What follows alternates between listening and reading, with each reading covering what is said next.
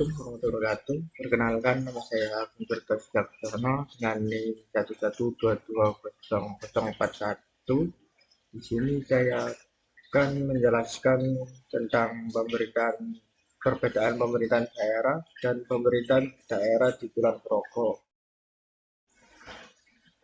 Yang pertama, perbedaan UUD tentang pemerintahan daerah. Saya mengambil UUD nomor 23 tahun 2024. Pengertiannya itu pemerintahan daerah adalah penyelenggara urusan pemerintah oleh pemerintah daerah dan Dewan Perwakilan Rakyat daerah menurut asas otonomi dan tugas pembantu dengan prinsip otonomi seluas-luasnya dalam sistem dan prinsip Negara Kesatuan Republik Indonesia. Selanjutnya prinsipnya yaitu penugasan dari pemerintahan pusat kepada daerah otonomi untuk melaksanakan sebagai urusan pemerintah yang menjadi kewenangan pemerintah pusat atau dari pemerintah daerah provinsi kepada daerah kabupaten atau kota untuk melaksanakan sebagai urusan pemerintah yang menjadi kewenangan daerah provinsi. Otonomi daerah yaitu untuk mengatur dan mengurus sendiri urusan pemerintah dan kepentingan masyarakat setempat dalam sistem Negara Kesatuan Republik Indonesia. Selanjutnya kita akan membahas tentang pemerintahan daerah di Kulon Progo, yaitu pertama itu histori. Sebelum perang di Ponorogo, wilayah negara agung termasuk Kulon Progo tidak memiliki pejabat pemerintahan sendiri dan dikelola oleh bupati dalam di Yogyakarta, Hadiningrat. Setelah perang wilayah dibagi menjadi 4 kabupaten, Pengasih dan Sentolo pada tahun 1831, Kabupaten Nanggulan tahun 1851 dan Kabupaten Kalibawang 1955 masing-masing dipimpin oleh Tumenggung. Berdasarkan buku Projo Kejawen, keempat kabupaten tersebut digabung menjadi satu Kabupaten Kulon Progo dengan ibu kota di Pengasih yang dipimpin oleh Bupati pertama Raden Tumenggung Poerbowinoto pada tanggal 16 Februari 1927. Kabupaten Kulon Progo dibagi menjadi 2 kawedanan dengan 8 Kapanewon dan ibu kotanya dipindahkan ke Sentolo. Di bagian selatan Kulon Progo terdapat wilayah Karangan Kemuning yang kemudian menjadi Kabupaten Adikarta dan Tumenggung Sosrogijoyo sebagai bupati pertama pada tahun 1877. Namun Karangkemuning diganti menjadi Adikarta dan ibu kotanya berpindah ke Wates. Penggabungan Kabupaten Kulon Progo dan Kabupaten Adikarta terjadi pada 5 September 1945 saat Sri Sultan Hamengkubuwono IX dan Sri Pakualan ke-8 mengeluarkan amanat untuk menjadi kedua wilayah tersebut sebagai daerah istimewa pada tahun 1951. UU nomor 18 tahun 1951 dikeluarkan untuk menggabung kedua kabupaten tersebut menjadi satu Kabupaten Kulon Progo yang secara resmi berdiri pada 15 Oktober 1951. Dari jadi Kabupaten Kulon Progo ditetapkan pada tanggal tersebut. Selanjutnya, kebudayaan yang ada di Kulon Progo itu sangat berpengaruh kuat terhadap sistem pemerintah dan cara pemimpinnya. Nilai-nilai adat seperti gotong royong dan musyawarah mendorong pemimpin untuk mengedepankan partisipasi masyarakat dalam pengambilan keputusan, menjadi pemerintah lebih inklusif. Kreatif lokal seperti pengolahan sumber daya alam dan pelestarian lingkungan juga berpengaruh. Kebijakan yang diambil tradisi dan ritual memperkuat hubungan antara pimpinan dan masyarakat, sementara pengaruh Kesultanan Yogyakarta menambah dimensi budaya yang membentuk legitimasi dan identitas pemimpin. Dengan demikian, kebudayaan tidak hanya membentuk identitas masyarakat, tapi juga mempengaruhi praktek pemerintahan yang dijalankan. Selanjutnya, tradisi keagamaan. Tradisi keagamaan di Kulon Progo berpengaruh signifikan terhadap pemerintahan daerah karena beberapa alasan. Pertama, nilai moral dan etika dari keagamaan memberikan dasar bagi kebijakan yang adil dan peduli terhadap masyarakat. Kedua, keterlibatan masyarakat dalam kegiatan keagamaan menciptakan rasa kebersamaan, mendorong pemimpin untuk lebih respon terhadap aspirasi warga. Ketiga, pemimpin yang menunjukkan komitmen terhadap nilai-nilai keagamaan memperoleh legitimasi dan mendukung masyarakat. Keempat, norma dan nilai keagamaan sering mempengaruhi kebijakan publik, terutama dalam pendidikan dan sosial. Dengan demikian, tradisi keagamaan yang kental membentuk identitas masyarakat dan mempengaruhi cara pemerintahan yang dijalankan. Selanjutnya, geografi dan demografi. Yang pertama, geografi. Geografi Kabupaten Kulon Progo memiliki topografi yang bervariasi dengan ketinggian antara 0 sampai 1000 meter di atas permukaan air laut yang terbagi menjadi 3 wilayah meliputi: 1. Bagian utara. Bagian utara merupakan dataran tinggi perbukitan menoreh dengan ketinggian antara 500 sampai 100 meter di atas permukaan air laut. Yang kedua, bagian tengah merupakan daerah perbukitan dengan ketinggian antara 100 sampai 500 meter di atas permukaan laut. Yang ketiga, bagian selatan merupakan dataran rendah dengan ketinggian 0 sampai 100 meter di atas permukaan air laut. Demografi Kabupaten Kulon Progo memiliki luas wilayah 58,627,554 hektar dan terletak antara Bukit Menoreh dan Samudra Hindia. Secara administratif terdiri dari 12 kapanewon, 87 kelurahan, 918 dusun, dan 1 kelurahan. Penggunaan tanam meliputi sawah sebesar 18,30%, tegala sebesar 12,19%, dan kebun campur sebesar 53,20%. Yang selanjutnya itu politik. Politik di Kulon Progo mengalami desentralisasi dengan pemerintahan daerah memiliki otonomi lebih dalam mengolah urusan lokal. Masyarakat kini lebih aktif dalam politik dengan partisipasi yang meningkat dalam pemilihan umum dan penyampaian aspirasi. Fokus pemerintah daerah pada pembangunan infrastruktur seperti proyek Bandara Internasional Yogyakarta melibatkan partisipasi masyarakat, meskipun tantangan seperti konflik agraria dan dampak lingkungan masih ada. Yang selanjutnya, kondisi ekonomi. Kondisi ekonomi Kulon Progo dilihat melalui secara ekonominya seperti tercermin dalam produk domestik suatu daerah. Produk domestik sering dikatakan produk domestik regional bruto atau disingkat PDRB. PDRB didefinisikan sebagai jumlah nilai lambang tambahan periode tertentu. Kondisi ekonomi Kulon Progo dianalisis 3 parlemen, yaitu pertumbuhan ekonomi, produk domestik regional bruto, per kapita, dan struktur pembangunan perekonomian. Kondisi ekonomi Kulon Progo dapat dilihat melalui bertransformasi dengan diversifikasi ekonomi yang mencakup sektor pariwisata, industri, dan perdagangan.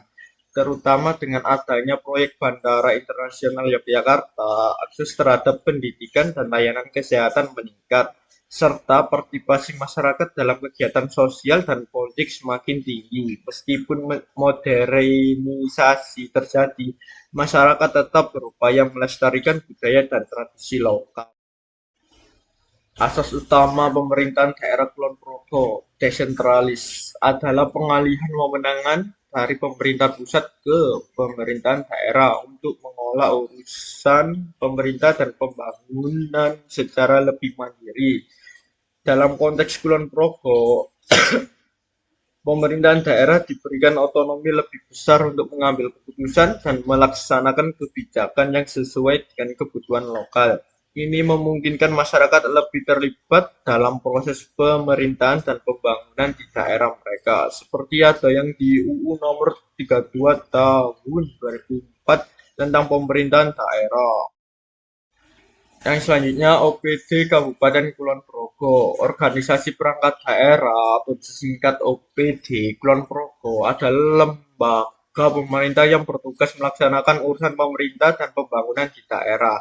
OPD ini mencakup berbagai sektor seperti pendidikan, kesehatan, pekerjaan umum, perhubungan, pertanian, dan pariwisata. Masing-masing OPD memiliki tanggung jawab spesifik untuk meningkatkan kualitas hidup masyarakat dan mendukung pembangunan daerah secara keseluruhan. Dari 7 lingkungan mana yang dominan? Yang menurutku yang di Kabupaten Kulon Progo itu yang paling dominan itu kebudayaan.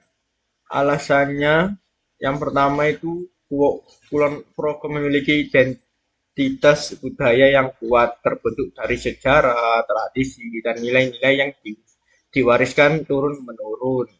Yang kedua, pengaruh terhadap kebijakan, yaitu seperti kebudayaan mempengaruhi kebijakan pemerintahan daerah dalam berbagai aspek seperti pelestarian budaya, pengembangan pariwisata, dan pemberdayaan masyarakat. Yang ketiga itu pentingnya kebudayaan dalam pembangunan. Nah, ini tuh kayak pemerintahan daerah di sana itu memandang budaya sebagai aset penting dalam mendukung pembangunan ekonomi, sosial, dan budaya. Selanjutnya urusan pusat dan pemerintahan daerah di Kabupaten Kulon Progo memiliki sistem pemerintahan yang melibatkan pemerintahan pusat dan daerah. Pemerintahan pusat menetapkan kebijakan nasional seperti pertahanan, keamanan, dan ekonomi. Sementara pemerintahan daerah Kulon Progo bertanggung jawab untuk mengurus urusan lokal seperti pembangunan, pelayanan publik, dan keamanan. Selanjutnya urusan pemerintahan. Konkuren kewenangan daerah Kulon Progo. Yang pertama urusan pemerintahan wajib pelayanan dasar. Pendidikan. Dinas Pendidikan Kabupaten Kulon Progo berwenang meliputi seluruh jenjang pendidikan mulai dari pendidikan dasar hingga pendidikan tinggi termasuk penyediaan saran dan prasarana. Yang kedua, kesehatan. Dinas Kesehatan Kabupaten Kulon Progo berwenang meliputi pelayanan kesehatan dasar bagi masyarakat termasuk penyediaan fasilitas kesehatan, tenaga medis, dan program kesehatan masyarakat.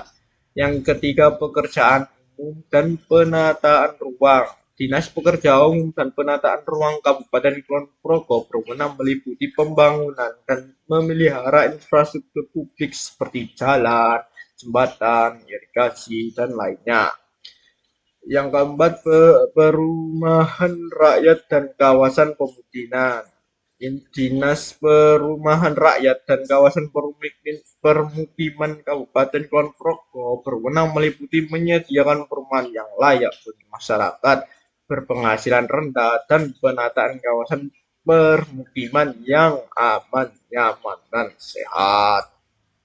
5. Ketentraman, ketertiban umum, dan perlindungan masyarakat. Satuan Polisi Pamong Praja Kabupaten Kulon Progo dan instansi terkait lainnya berwenang meliputi menyediakan perumahan yang layak bagi masyarakat berpenghasilan rendah dan penataan kawasan permukiman yang layak dan sehat. Yang keenam, sosial Dinas Sosial Kabupaten Kulon Progo berwenang meliputi berbagai program kesejahteraan sosial bagi masyarakat yang membutuhkan seperti bantuan sosial, perlindungan anak, dan pemberdayaan masyarakat. Urusan pemerintahan pilihan. Bupati Kulon Progo sebagai kepala daerah bertanggung jawab atas keseluruhan administrasi dan pembangunan di Kulon Progo, termasuk urusan pariwisata. Bupati memiliki kewenangan untuk menetapkan kebijakan dan strategi pengembangan pariwisata di daerah.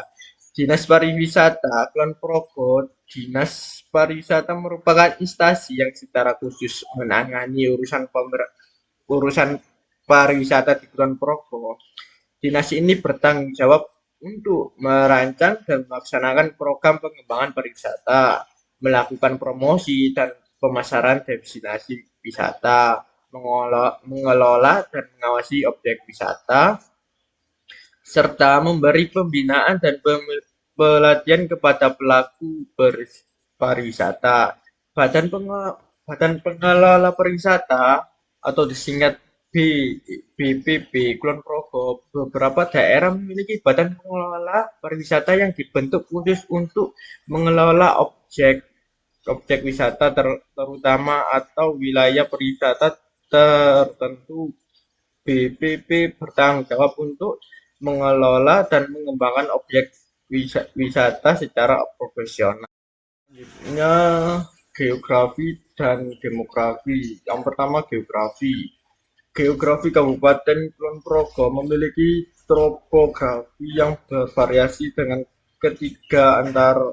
ketinggian antara 0 sampai 1000 meter di atas permukaan air laut yang terbagi menjadi 3 wilayah meliputi: 1. Bagian utara. Bagian utara merupakan dataran tinggi perbukitan menoreh dengan ketinggian antara 500 sampai 100 meter di atas permukaan air laut. Yang kedua, bagian tengah merupakan daerah perbukitan dengan ketinggian antara 100 sampai 500 meter di atas permukaan laut. Yang ketiga, bagian selatan merupakan dataran rendah dengan ketinggian 0 sampai 100 meter di atas permukaan air laut. Yang terakhir, otonomi di daerah Kulon Progo. Yang pertama, otonomi material. Otonomi material di Kulon Progo mencakup pengolahan sumber daya alam dan ekonomi lokal yang sangat penting untuk meningkatkan kesejahteraan masyarakat. Potensi sumber daya yang ada seperti pertanian, pariwisata, dan industri kecil dan menengah. Yang kedua, otonomi formal. Otonomi formal di Kulon Progo berkaitan dengan kewenangan hukum dan administratif yang dimiliki oleh pemerintahan daerah untuk menjalankan fungsi pemerintahan. Beberapa aspek penting dari otonomi formal ini meliputi kewenangan pengatur, pengolahan anggaran, partisipasi masyarakat, dan pengembangan infrastruktur. Yang terakhir, otonomi real.